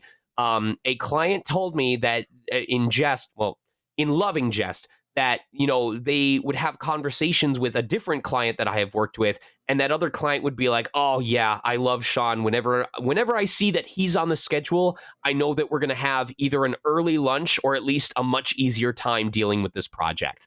And what a Mm. what a way to feel, what a Yeah. way to be, where the people in charge of hiring you, even when you're not around to hear it, are going, "Oh, I love when that guy comes in because it makes my day so much easier." Um, so to again answer your question, your 5-10 second question in 10 minutes. I think at this point, the goal that I strive for is I want to be sure that I'm still good at what I do, and I want to leave people feeling like they want me around. The whole point of Hire Me, as I present in my panel, isn't to convince people to hire you. It's to leave them on their own feeling like if they don't hire you, that they're gonna miss out on something. Like, oh, I I want to use understand that. Yeah. yeah, like, oh, but if I don't use him, like, I really like how he did this, or I'm worried if I don't use him that we're going to end up with a delay, whereas he's always given us a really quick turnaround. He's reliable. This is why people in animation and especially in commercials go with the safe option. This is why you hear the same celebrities, the same people, is because when these companies are dealing with multi-million-dollar franchises. Oh no, did I lose you again? And we're live now. So, for those of you hearing random stoppages in the audio, or it seems like, wait, he was in the middle of saying something, why did he jump back in? This is also something that can happen in recording sessions. There are Hmm. times because most of the industry uses either, I think Pro Tools is the most common one that they use, either Pro Tools or Source Connect. However, both of them have had consistent problems that have existed for years. Pro Tools sometimes will just decide it doesn't like you and will freeze up and they have to reset the entire session. They don't lose what we recorded so far, but they'll be like, hey, that line you just did that was like 15 seconds long, we lost all of it. So you need to do it again. And Source Mm. Connect, to this day, has some weird tech issue where when you use it over like Source Connect Now or Source Connect Standard, after about an hour on the dot, everything gets super robotic. And so I've had 4 hour Weird. sessions where like every 50 minutes, they're like, let's just go ahead and refresh the page before we lose something, if we're doing like a longer piece. So Yeah. I'm sure IT people all over the world are like, yep, that checks out because you can never rely on tech. Anyway, it's also probably this podcast reminding me that I need to like wrap it up a little bit. No, you're Um, fine. No, sincerely, you are a-okay. If I had it my way, every episode would be an hour and a half to 2 hours. I'm dead serious. mhm. All right, I was on the verge of wrapping up, so just remind me real quick what point I was talking about. So you were talking uh about when you're talking about the Hire Me and like the different Oh yes, methods. Like you had explained the acronym and everything yep, and yep, yep. how and the last anecdote you said was the story about how Yes, yes, one of the yes. previous employers like mentioned like, oh, they like working with you. All right. So the point I was getting at was that it isn't about convincing people to hire you. It's presenting yourself and conducting yourself in such a way that you leave people on their own going, I need to use this guy again because he makes my day easier. He makes my job easier. He's fun to work with. I don't hate my job as much when I use him. So I think that's what the goal is. It's been up and down, and there's been parts where I felt really distanced from the industry, and there's parts where I felt really connected. I would say as of late, I've had a lot of reasons or a lot of pieces of evidence to suggest that I've built trust with a lot of people and that Mhm. people respect me. And I don't mean respect as in like that I'm higher up than them, but I feel more than usual that the studios that I work for appreciate what I bring to the table. So I just want to continue that. I want to keep doing good work. Um, I want to keep staying on top of industry trends. I want to be efficient at my job. There's literally, I can't talk about the project this is for yet, but there is a project where I booked the job because someone I had done a completely different style of work with recommended me to the sound team. The sound team decided to give me a shot, and I knocked their socks off so much. Like they were so pleased with how quickly I locked into that character and to the type of performance they were going for that they just Mhm. auto hired me for the next project that they were working on because they just trusted right away he's going to come in and he's going to kill it. So, Yeah. I can understand that mentality even with podcasting. Not to like make this about me since I'm interviewing you, but like I can relate to that because whenever I do an interview, like you and I we've met for the first time with this, and when I've interviewed other voice actors and composers and whatnot, and my goal as an interviewer isn't necessarily to like I'm not here to ask hard hitting questions. That's not like I'm not a gotcha journalist or anything like that. What my goal as an interview is in a weird sense, like I'll have a list of questions and I try to practice active listening, but my real goal is to become friends with the person that I'm interviewing, not in the sense that like, oh, hey, you know me, we're gonna, I'm not, I don't have that, I'm not, I'm under no illusions that like one conversation doesn't mean all of a sudden this like long lasting friendship, but like I approach the interview as like I want this person to feel comfortable enough that after, like, if we were actually recording in person, we'd go out and grab a drink if they wanted to do that, or if that's Hmm. not their speed, they want to play some video games, some Hmm. whatever is their speed, they would want to hang out more after we were done recording the interview. So I can understand that approach in terms of, in a more professional sense, and this is much more kind of casual, but like in your line of work where you want to be able to, for them to, you want to leave a good impression with them, not just so that you can get more work, but also it genuinely, well, it's not just so it makes their job easier on that project, but it's also so that way they know they can trust you, and that Right. is I understand that motivation very much. To anyone listening to this podcast who is not yet in college or is in the middle of college that still has the ability to take different classes, I cannot recommend enough take a psychology class. If you can, take a psychology minor. Like my psychology minor only required 5 classes of credit, and then I graduated in the minor of psychology. But no matter what career you're doing, especially if you're going to get into a creative career, we all like to pretend that there's some big machine that determines everything, and I know that tech bros want us to believe that as well. But Yep.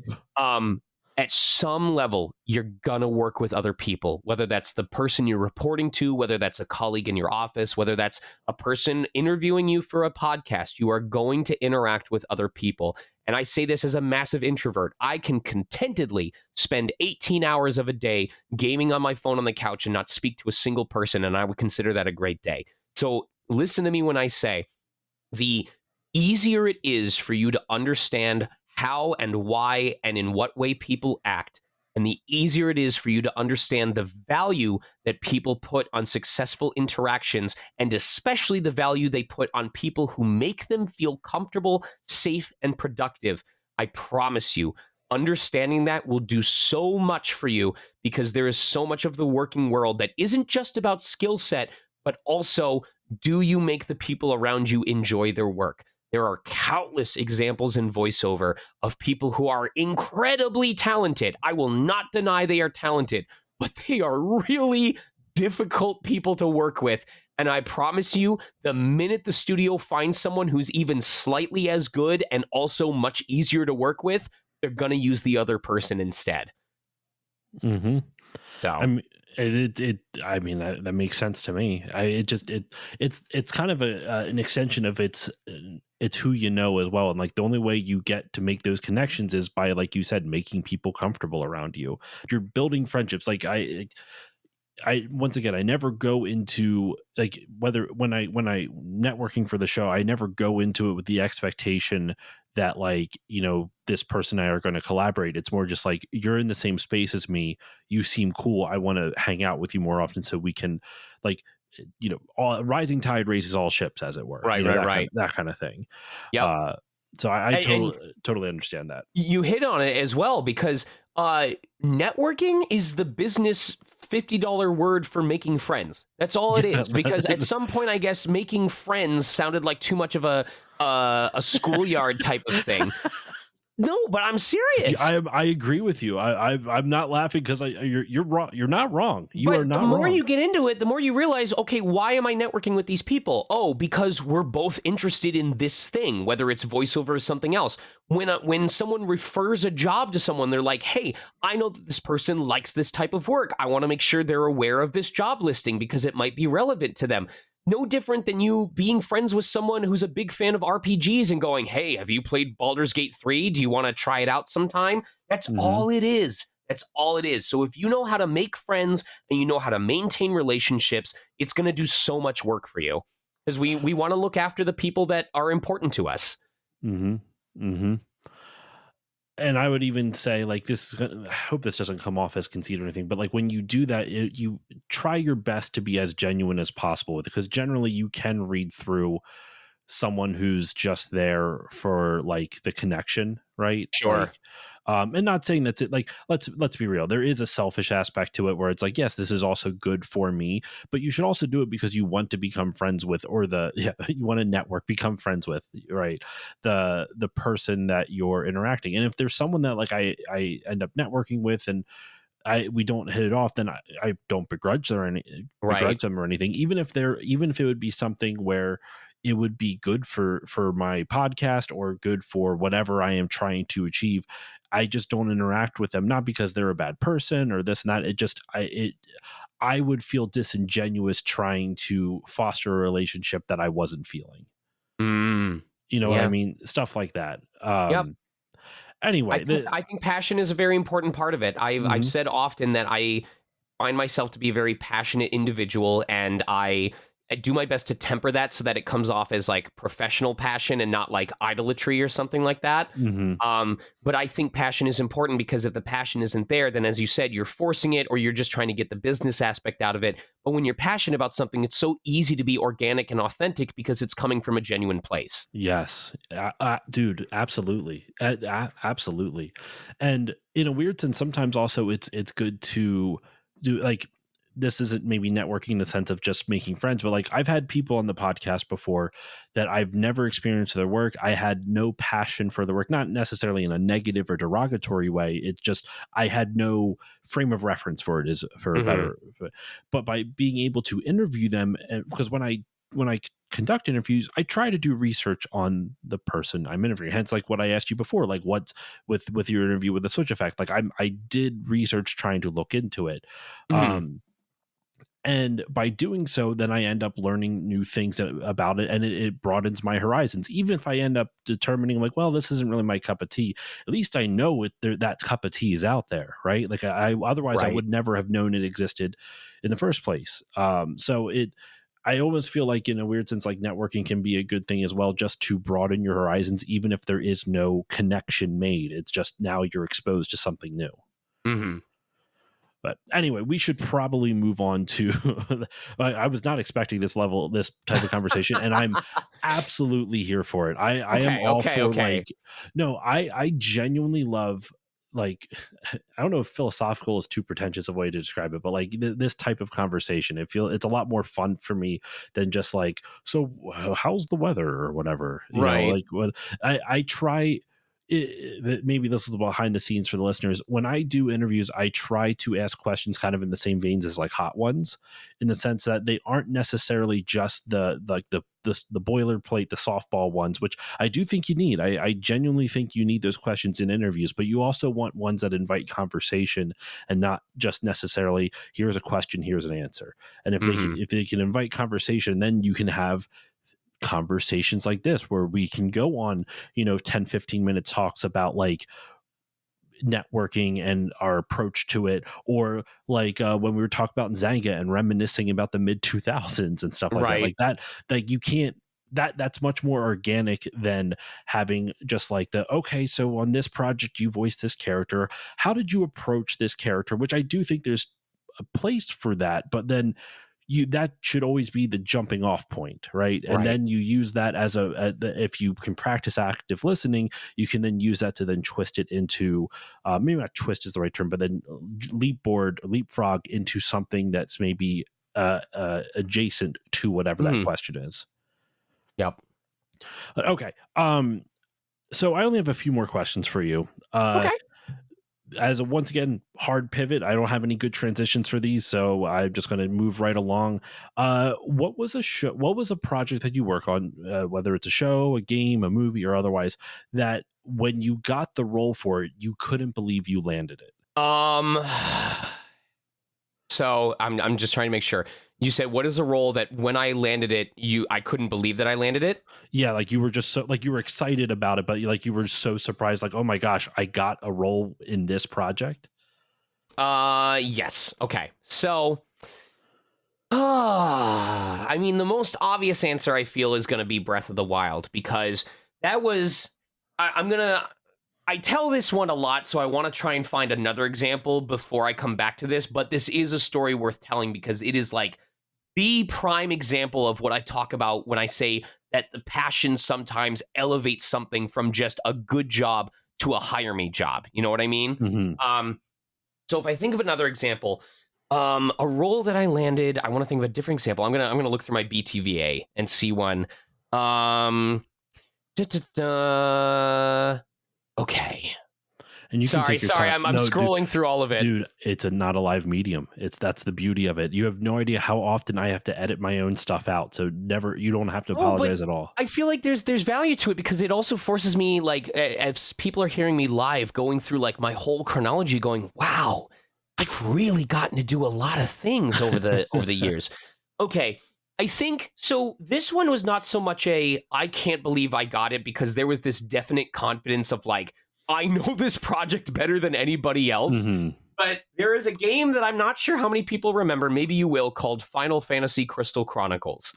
I do remember that for the GameCube. Yes. Well, did you know that they remastered it around, I think, I'm going to look up. Crystal Chronicles Remastered.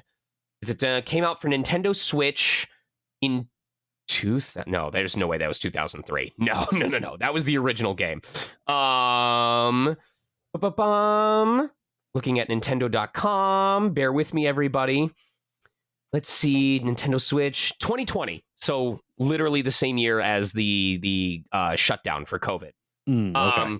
It's on sale for 60% right now through May 6th. So if this comes out before May 6th, go get it for $12. I don't believe it will. So y'all will have missed it. Well, that's your fault.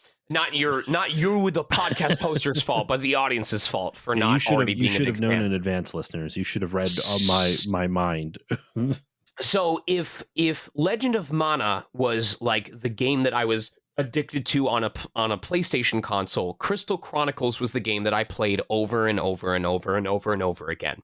So when the audition for the remastered edition came out, like they teach you in voiceover to send it and forget it, to like not attach yourself too much, because you're only going to book like 1% of the stuff you audition for if you're lucky. But this was a thing where I was like, I need to be a part of this. This is a moment from my childhood coming back full circle. This is a game that made me go to Ren fairs because the music reminded me of the soundtrack. Okay. Wow. Okay.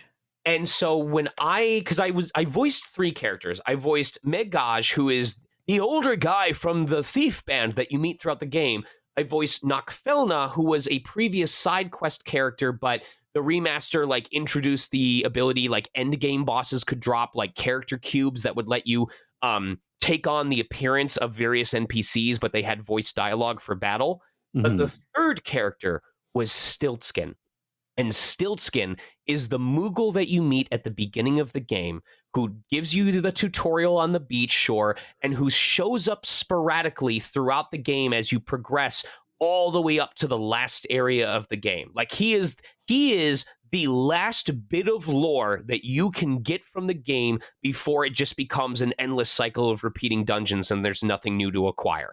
This character is central to the story.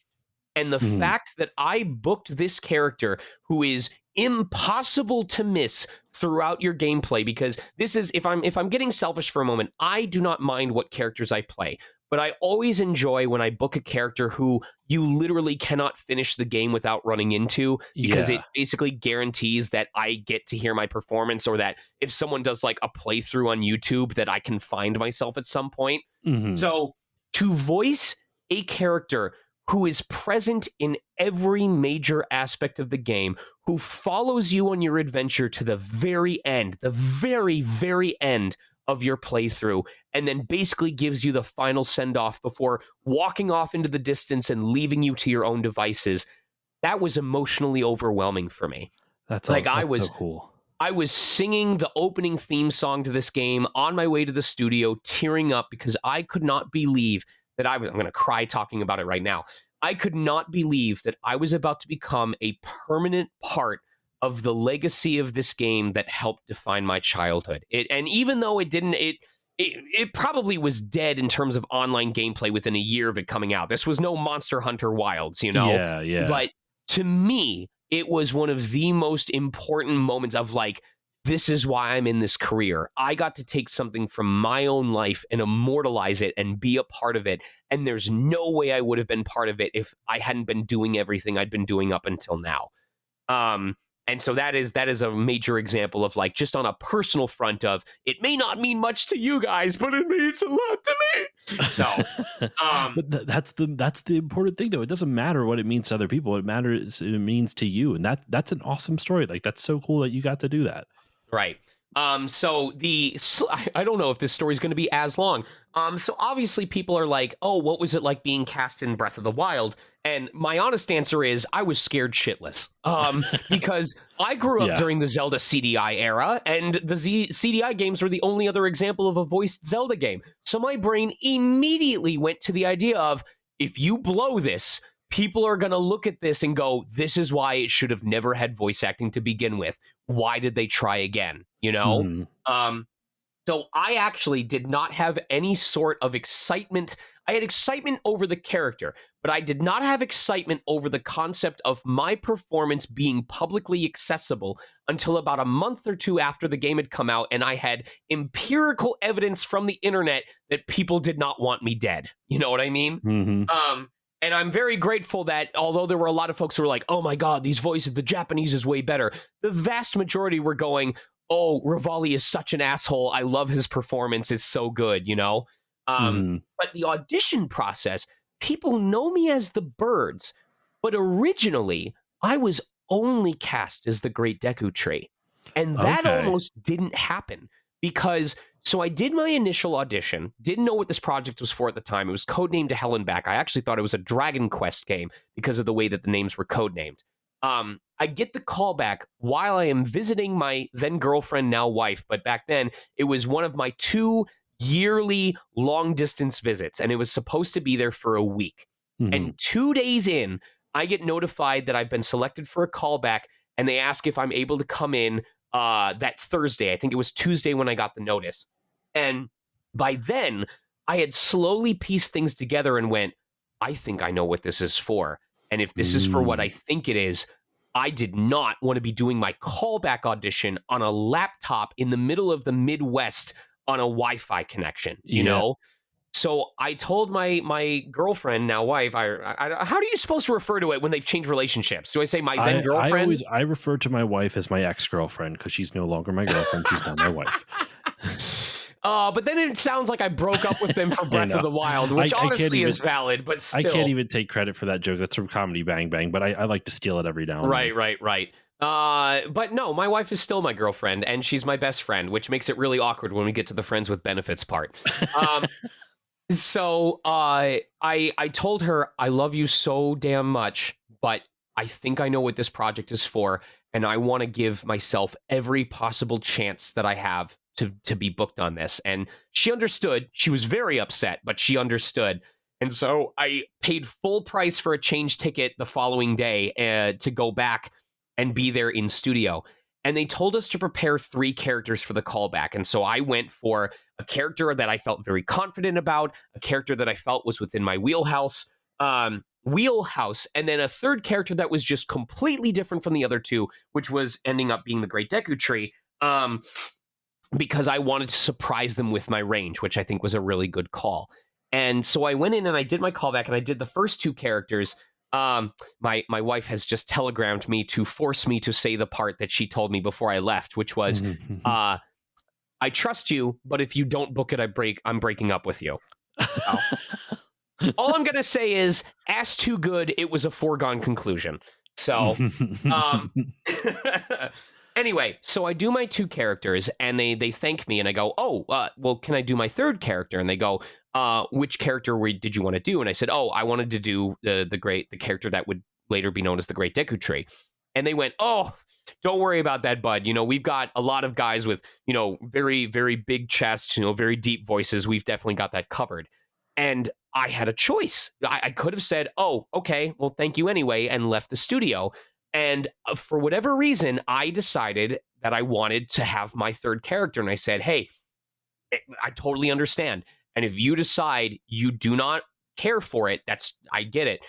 But I was asked to prepare 3 characters for this callback. I just want the chance to read my third character. And they went, yeah, that makes sense. Go ahead. And so I did the great Deku Tree voice. And it completely blew them away because they could not believe that someone of my stature, of my Mhm. thinness at the time, was doing that kind of voice. And I'm making a guess. This is not me speaking with any confidence or fact, but my guess is in a game that probably was saving money by having people voice multiple characters, the fact that they saw the opportunity for an actor to cover 2 or 3 different roles, that's a budget cut, Mhm. or a budget savings. And so that performance ended up being what convinced them to hire me because they're like, oh, he can cover this. And like, we already know that we can probably use him for some smaller roles. So at first, when I came in, the only guaranteed role that I had was the Great Deku Tree and then like maybe some small side utterances. But Rivali happened partway through production where I believe what it was is they went in a different direction with the character and the actor that was already assigned to that character wasn't able to meet what they wanted to change it to. So they were fishing around for different voices. They had me try out for it, and they felt that I was able to do something that matched what they wanted. So Rivali Mhm. got added on. And then in part production of Rivali and the Great Deku Tree, they went, oh, there's a third character, a second bird that we need to cover as well. Are you able to, if we show you a sample, do you think you can do a voice that sounds distinct for him, but also doesn't sound too close to the other two?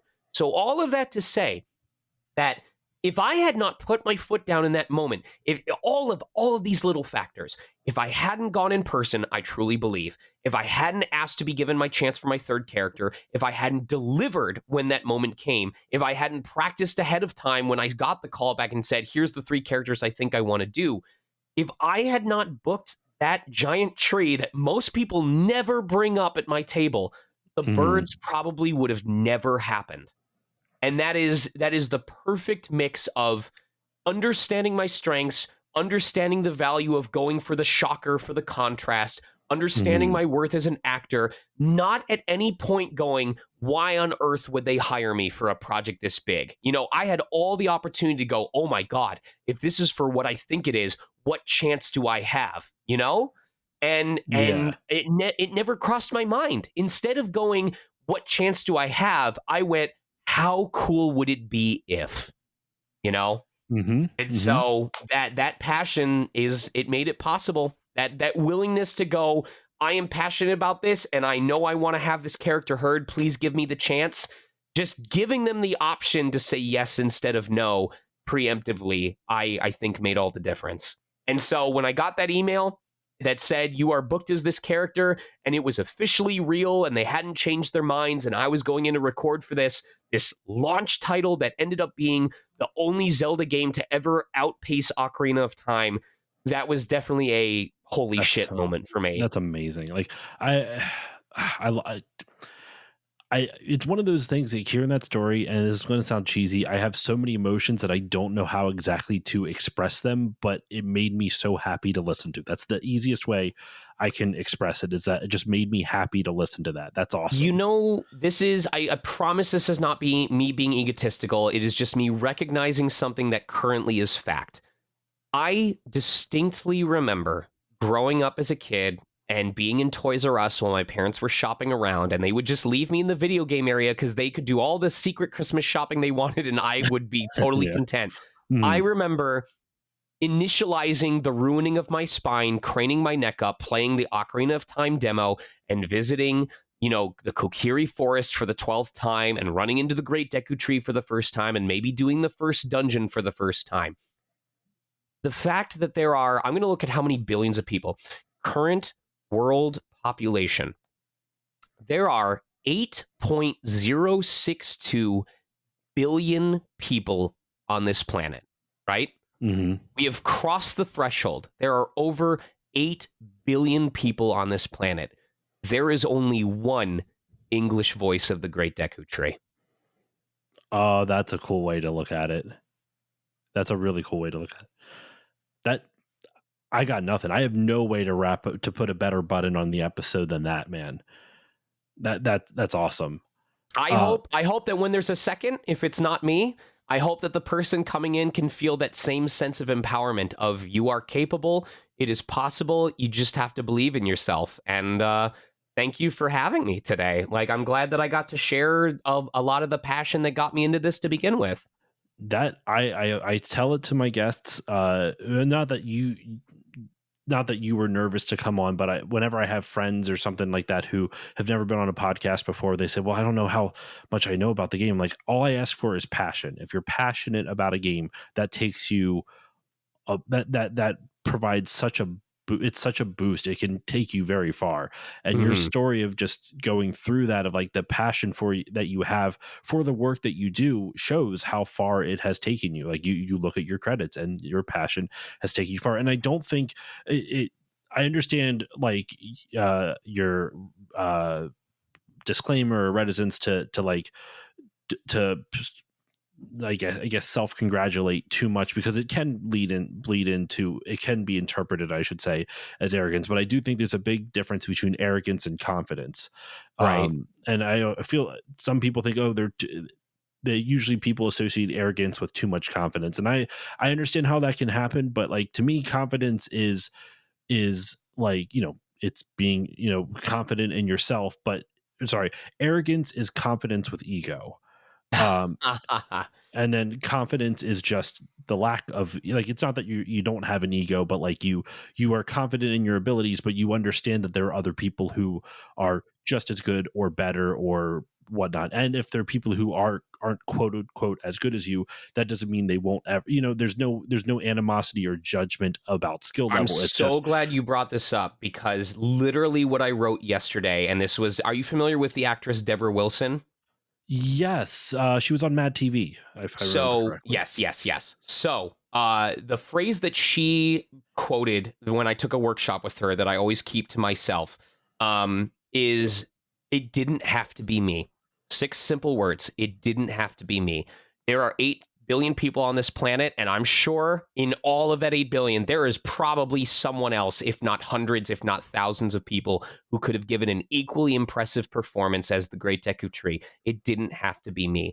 So when people ask, what is your favorite performance, or like, what project would you like to be a part of? I try not to say I deserve to be a part of anything, but because it didn't have to be me, when it is, when they trust me with a franchise, when they trust me with a character, when they say, we want you to help us bring this project to life, all I want to do is come in there with the same focus and desire and passion and determination to say, I understand it didn't have to be me, but I'm going to make you feel glad that it was.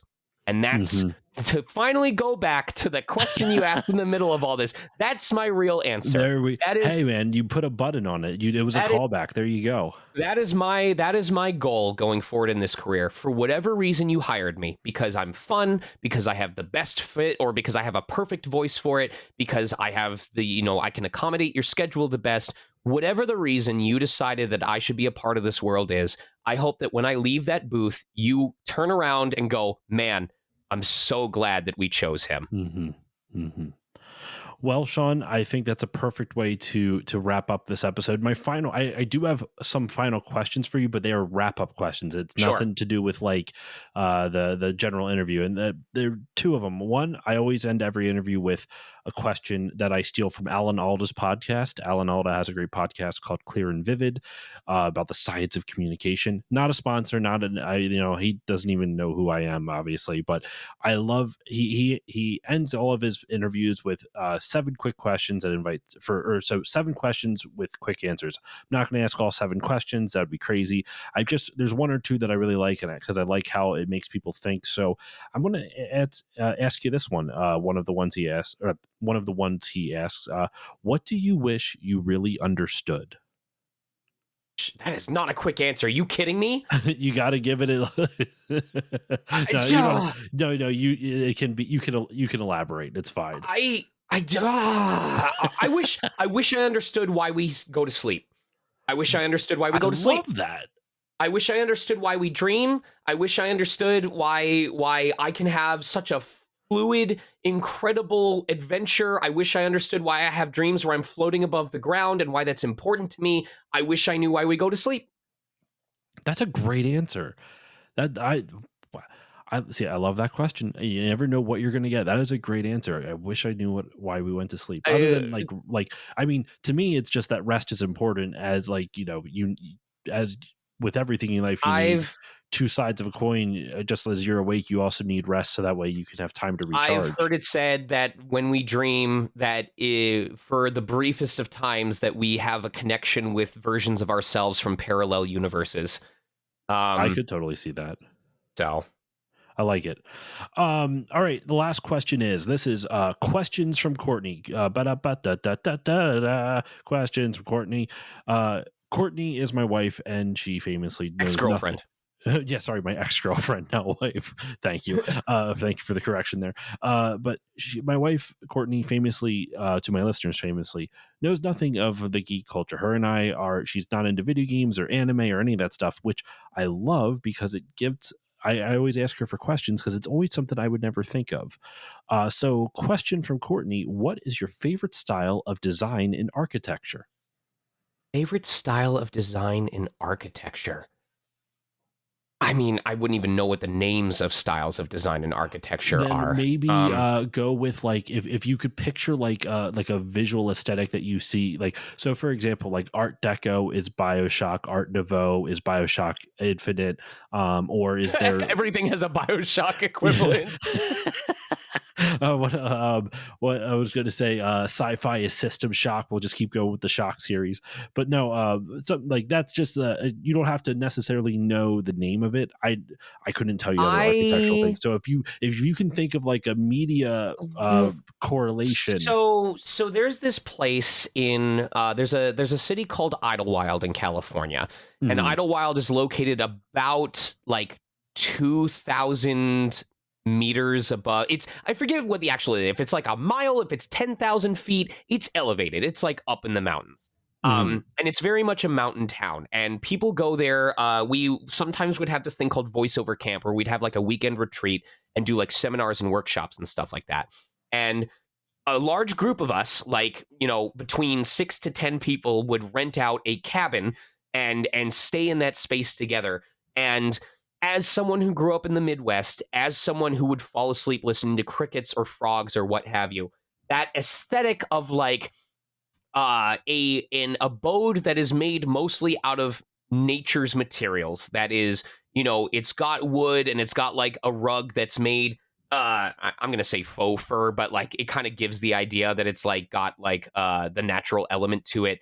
um i- a type of house that is quiet in the evening, if that makes sense, where Mhm. the architecture is, I would say, wooden, where it's like a log cabin, whatever that aesthetic happens to be. I have found that when a group of 5 to 8 to 10 people are all chilling in this massive living room, where the kitchen is connected via open air, where you can be on the second floor and looking over the balcony and look down at the people on the first floor, when like the entire front half of the area is just this wide open space, connected by stairs, connected by tables, connected by countertops.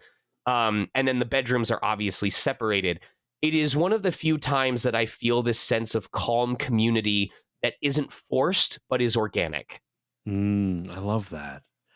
I could, yeah, I don't know what that's called because I'm also not necessarily architecturally literate, if that's the proper term to use for it. But Right. I love that. I'm I very much with that. I don't know how to describe it, but it's like it's where the back half is all separated. The bathrooms are separated, the bedrooms are separated, the upstairs, back area is separated, and the front area is all open. The kitchen opens up into the dining area, opens up into the living room, but it's a large enough space that like you could be in someone else's presence, where like maybe I'm on the couch on one side of the room and they're at the dining table on the complete opposite end of the room. We're still in the same space of the house, and we exist in each other's presence, but we don't feel like we're in each other's space. Oh And my as an gosh, I can. That's kind of like one. So my wife and I have have that dynamic in our, like, we are both introverts in the sense, like right, right. I get my energy from like one-on-one conversation. So I'm an introvert like that, not necessarily from groups. Anyway, I'm over explaining, but we do our own things Yep. together but Yep. separately at the same time. So it's comforting for me to know, like, while I'm up here recording a podcast having this wonderful conversation, she's downstairs watching like Dropout, or like right now she's been into Dungeons and Drag Queens, which has been an awesome show. So it's I get to then at the end of the night, before she goes to bed, I check in, be like, hey, what did you watch, like that kind of stuff. I can understand that existing in the same space without necessarily feeling beholden to this people in the same space. Yep. I love that. Well, Sean, I think that will end this episode. I can't thank you enough, man. This has been a really wonderful conversation. I loved having you on. I loved getting to reconnect from the Xanga days unknowingly all those years, nearly 20 years ago, which is crazy. So yeah, man, thank you so much for joining me on this. This was a lot of fun. For my listeners, if they would like to find you online, where can the good people find you online if you wish to be found, and also anything you would like to promote? They can find me online on Blue Sky at Sonic Mega, or on Twitch at Sonic Mega. Or if we happen to share fandoms like the furry fandom, they can add me on Telegram at Sonic Mega. I'm glad that it's all consistent at this point. I would say Blue Sky is the major area. Twitch mostly if you just want background noise. Otherwise, I tend to keep to myself. So speaking honestly, Blue Sky is the catch-all. It's reach out to me on there, and then I can respond on my own time. And then you said stuff I want to promote. Yes. Really, what I want to promote is my partner's fragrances, which she makes professionally, Era Fragrances, which you can find on Etsy, and my wife's candles, Batwix candles, BATWIX candles. They are both incredible at what they do, and we've sold out at conventions. And I invite you to check out their shop if they're in the United States. If you're international, you can at least check out the candle shop. But what I'd really like for you to do is to talk to your local events and ask them to consider inviting me, because I love traveling. I love going to cons, as I mentioned at the beginning of this. It is my vacation that allows me to interact with all of you and talk about this passion in person. It allows me to host my Hire Me panel in person. And so the best thing that you can do that I want to promote is myself. So and my partner and my wife. So talk to your local events, ask them to consider inviting me. I promise you, I bring a fun mix of passion, creativity, educational experience, and investment. And I also will get to shill my my partners and wife's incredible things and get you to come home with them and love them as well. And listeners, I will include notes or links in the show notes, to all of those things that Sean mentioned. So Sean, after the episode, after we're done recording, please send me links to your partner's sites, and I can include them in my show notes, so it's easy for my listeners to get access to.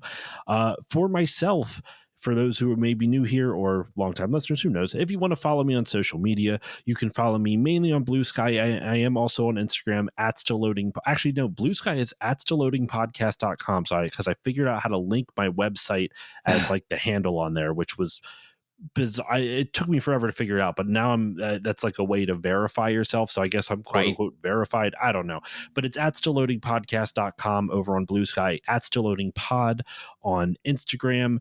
And I'm also on Twitch at Still Loading Pod, where I usually stream once or twice a week. Lately, it's been less just because I've been busy. Also, really into just playing games off stream, just not having to be on. But that's besides the point. I'm trying to get back to that point. I know. Slowly. Twitch at Still Loading Pod. If you want to support the show, you can do so in a number of ways. You can give it a 5-star rating or review on whichever podcasting app you use, because it does help more people find the show. It pleases the algorithm gods, and it makes me feel warm and fuzzy, and I like feeling warm and fuzzy. You can also support the show on Patreon, patreon.com/stillloadingpod. For as little as $1, you get all the episodes earlier with better audio quality, along with patron voting rights, which help guide the direction of the show. So if, in fact, the episode prior to this was an episode on Infamous for the PlayStation 3 with my buddy Bill from the Gaming Collecting Podcast. We did a deep dive onto that game. That was patron chosen. So if you'd also like to vote and help choose games for future episodes, it's only for $1 a month. For $3 a month, you get everything I mentioned at the previous tier, plus patron shoutouts, which you heard at the beginning of this episode. For $4 a month, you get all of that, plus 2 mini bonus episodes. And for $5 a month, you get everything, all the previous stuff, plus access to my monthly movie podcast, which at the time that is happening right now is Still Family, my monthly Fast and Furious movie podcast, where all the guests who join me aren't just friends, their family. So if you would like to check all that out, also did all the James Bond movies prior to that. That was called Still Bonding. So check all that stuff out at patreon.com/stillloadingpod. But that's it. That is all the time I have for you on this episode of Still Loading. Sean, thank you once again for joining me. Thank you for having me. And with all that said, listeners, I will see you all next time.